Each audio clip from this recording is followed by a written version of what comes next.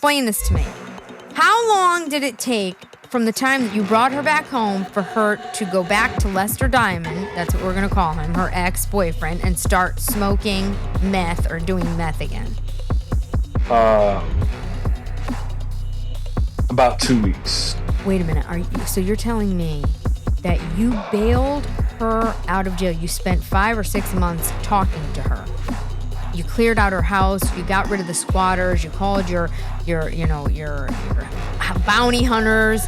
I mean, this is like a television show. This is nuts. You get her home. You take her to Walmart. You bring her shopping. You move her in. You hire a lawyer on top of it all so that she can try to get custody. You spend money on that. You're borrowing against your house. You're using up all your credit. You're taking care of her son, her nephews, everybody in sight, okay?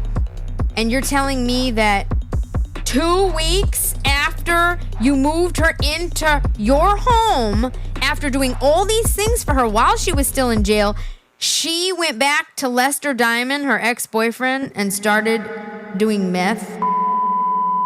When you told me this story, I was like, this can't even be real. You become a bail bondsman, right?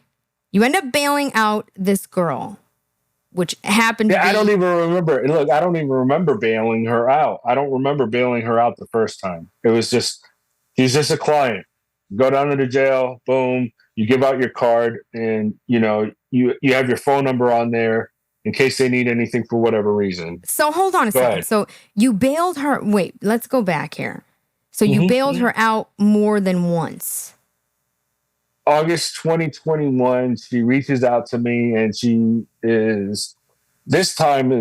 she got hit the first time for the meth possession charges. Then she got hit again with meth distribution charges. And I don't want to escalate as fast, I don't want to go fast. I don't want to go high fast, but yeah, that's basically what was going on. So she was back in, she couldn't afford to get out. And she was like, she had a house that she had in the neighborhood. She had a couple of squatters that were in there. And she's like, look, I don't know who else to turn to. I don't have family here. Can you help me out with that? And it started out with me trying to get people out of her house. Wait, hold on. Back up. Wait. Reel me in for a second here.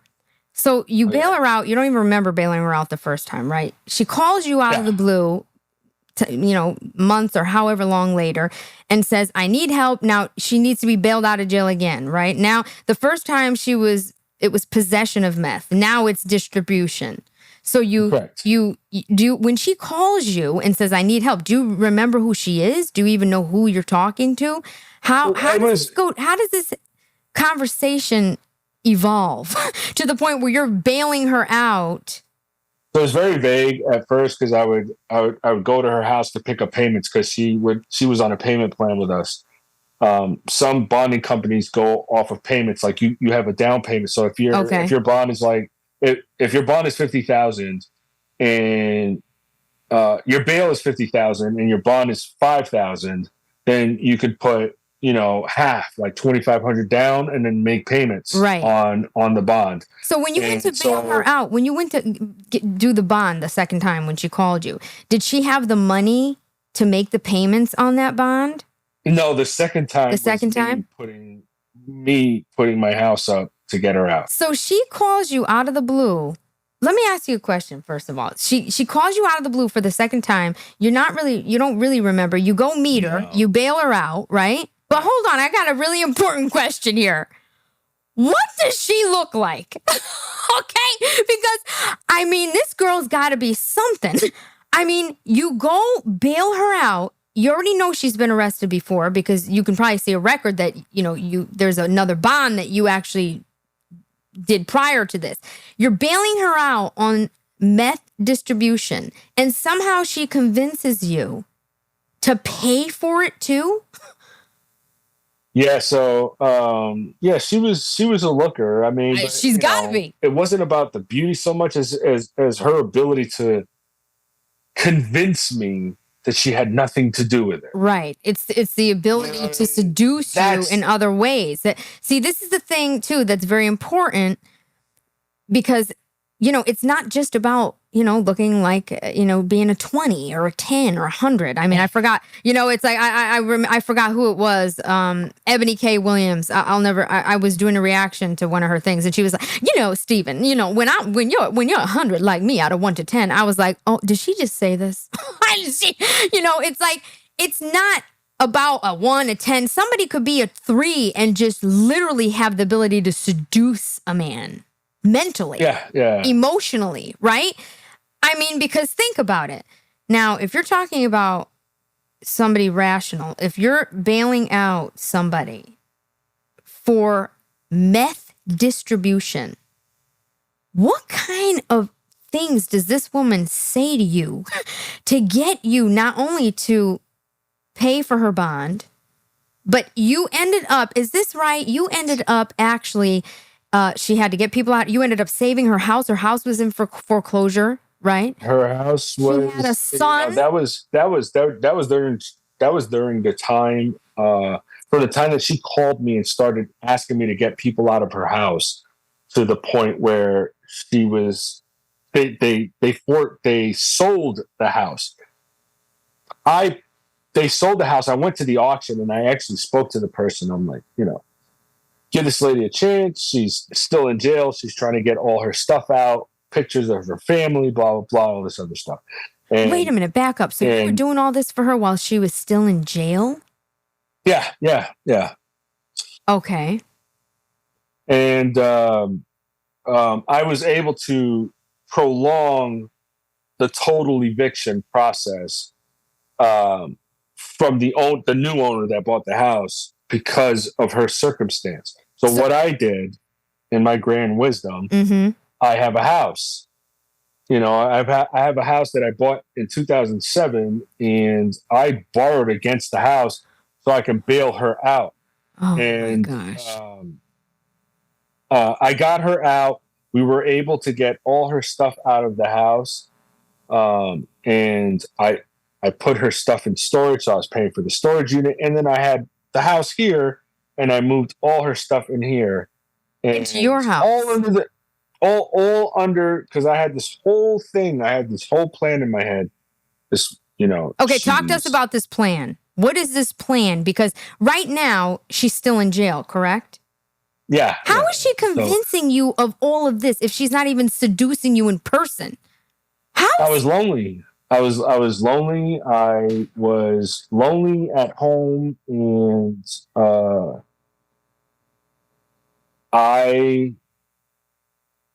she was a female voice that didn't make me feel alone. And that is where I want men to, and women, honestly, because women fall for the trap too. I want women and men to realize that no matter how lonely you think you are, you always have to keep your guard up against red flags. And red flags are a very important thing. Intuition as a whole is something that we ignore, and it puts us in a bind. And I ignored. Do you know what it is to be arrested for distribution? Your house was raided, and that's how everything went down. And I threw all that away because she said, "You're a guy that I know can take care of me, and I don't have to worry anymore. I can finally relax." And that was music to my ears. Those are the magical words. Those are the magical words. That's what I was waiting for. What was it that she could possibly say? Yeah. That was it. That's it.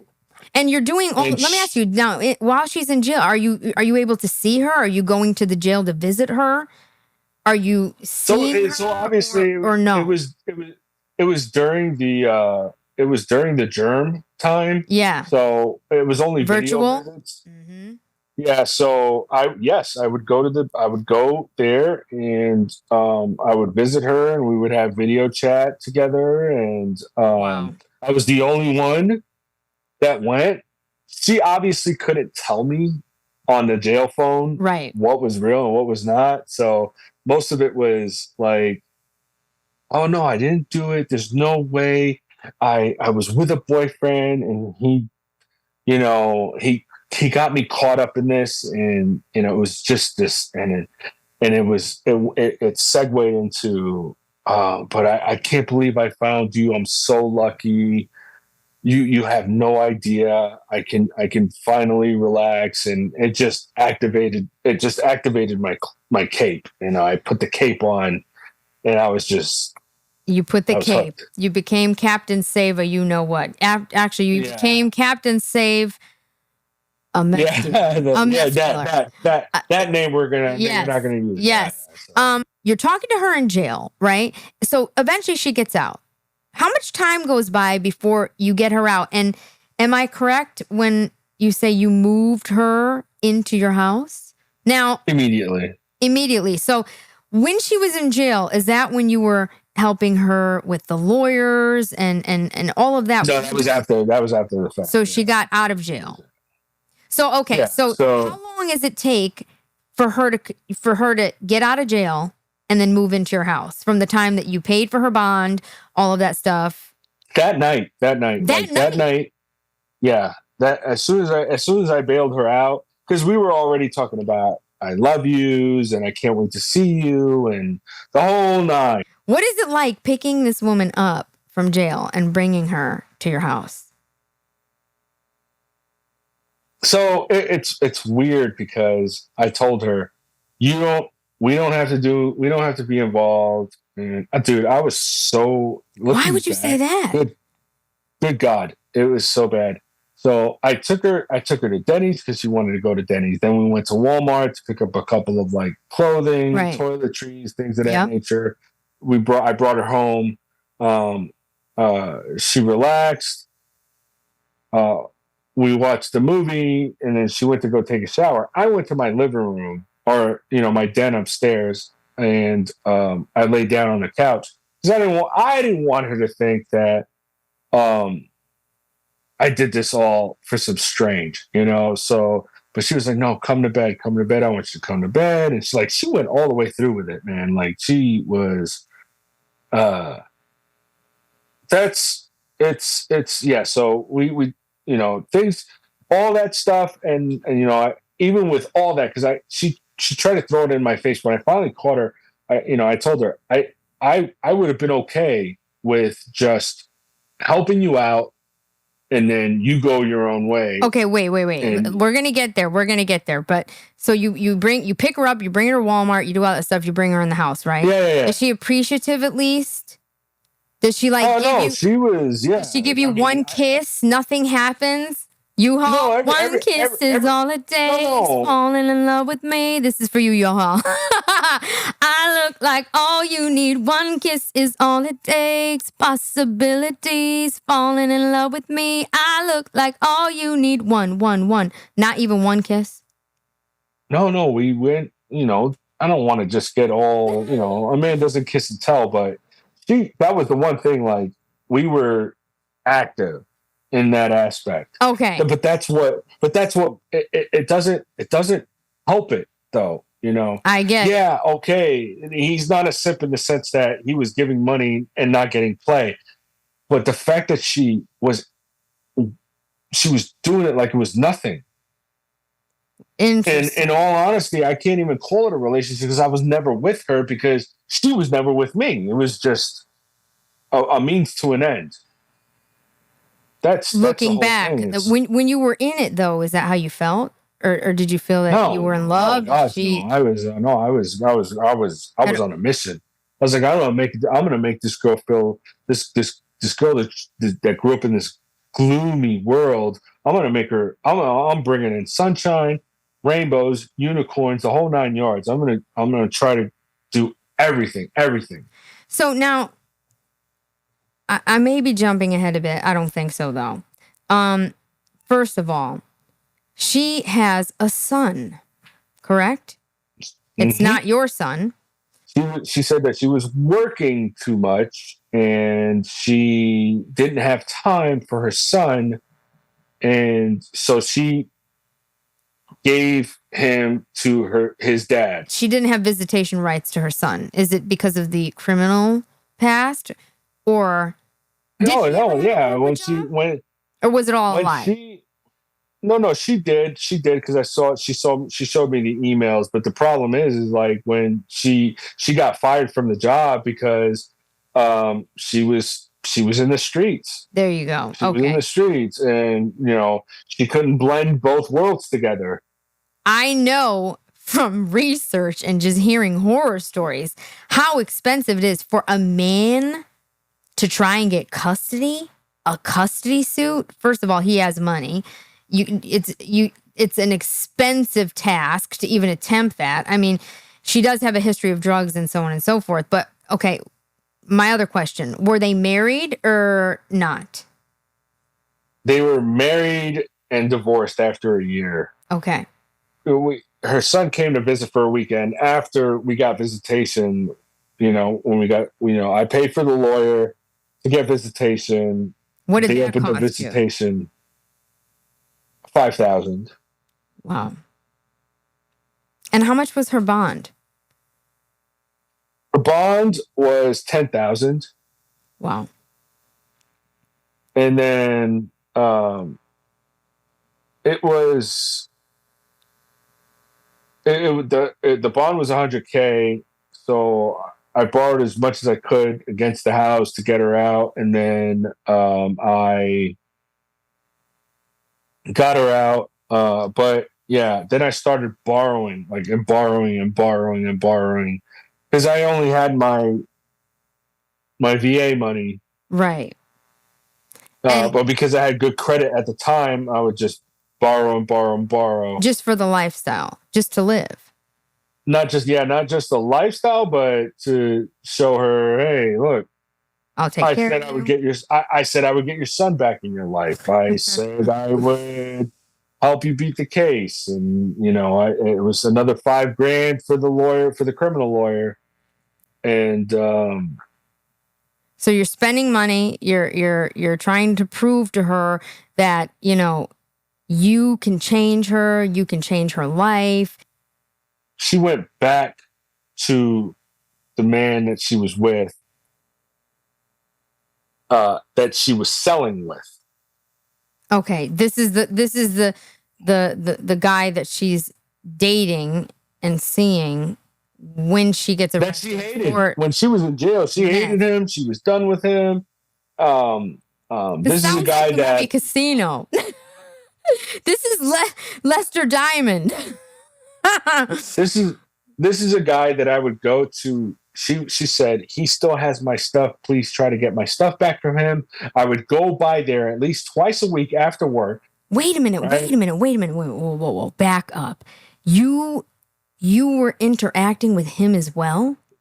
Oh, no, he wouldn't come to the door. I mean, but I would drive back there and try to get the stuff back. Wow. So was he also squatting in her house? No, he lived in a... No. He had another house? He lived in a trailer in his dad's backyard. Explain this to me. How long did it take from the time that you brought her back home for her to go back to Lester Diamond, that's what we're going to call him, her ex-boyfriend, and start smoking meth or doing meth again? Looking back at it, I got her out January 10th of 2022. About 2 weeks. Wait a minute. So you're telling me that you bailed her out of jail? You spent 5 or 6 months talking to her. You cleared out her house. You got rid of the squatters. You called your bounty hunters. I mean, this is like a television show. This is nuts. You get her home. You take her to Walmart. You bring her shopping. You move her in. You hire a lawyer on top of it all so that she can try to get custody. You spend money on that. You're borrowing against your house. You're using up all your credit. You're taking care of her son, her nephews, everybody in sight. Okay. And you're telling me that 2 weeks after you moved her into your home, after doing all these things for her while she was still in jail, she went back to Lester Diamond, her ex-boyfriend, and started doing meth again and started interacting with him. 2 weeks? 2 weeks. And I said the most stupidest, simpish stuff ever. I said, I'm going to show you what real love is. And I took her back in. I was going to marry her. Did you I was going to marry propose? her. Yeah, I proposed. I bought a $700 ring. Not a big deal. I know a lot of people want $10,000 rings now, but for me, I was like, I went You to the proposed. PX. I proposed, and then she said yes. And then in Tennessee, a notary can perform A marriage? a ceremony, I right? see. So I called my boss, and I came over, and she was like, "Are you sure? Like, are you sure? I really don't want to do this." I was like, "I need you to do this. You're you're my friend, and I want you to do this." So she came by, and then she started grilling the shit out of her. He was like, Wow. why you want to marry him? Like, do you love him? Like, do you really want to do this? Like, what do you think? What are you trying to get out of this?" And then I think when we'll call her devious, right? I think when Devious. devious, caught my boss's energy, like a female that was basically calling out a female, like, I'm a girl, and I see your evil girl stuff. Right. And she was like, "No, I really don't. No, I don't want to get married." But she was all gung ho about it until my boss came in. So my boss actually saved me because I was ready to put her name on everything. So Everything. who withdrew from the marriage idea? You or her? She did. She did. She did. So your boss saved you by getting her to feel uncomfortable and saying, "You know what?" Yep. To this day, I am eternally grateful, because it would have been a nightmare trying to divorce myself from her.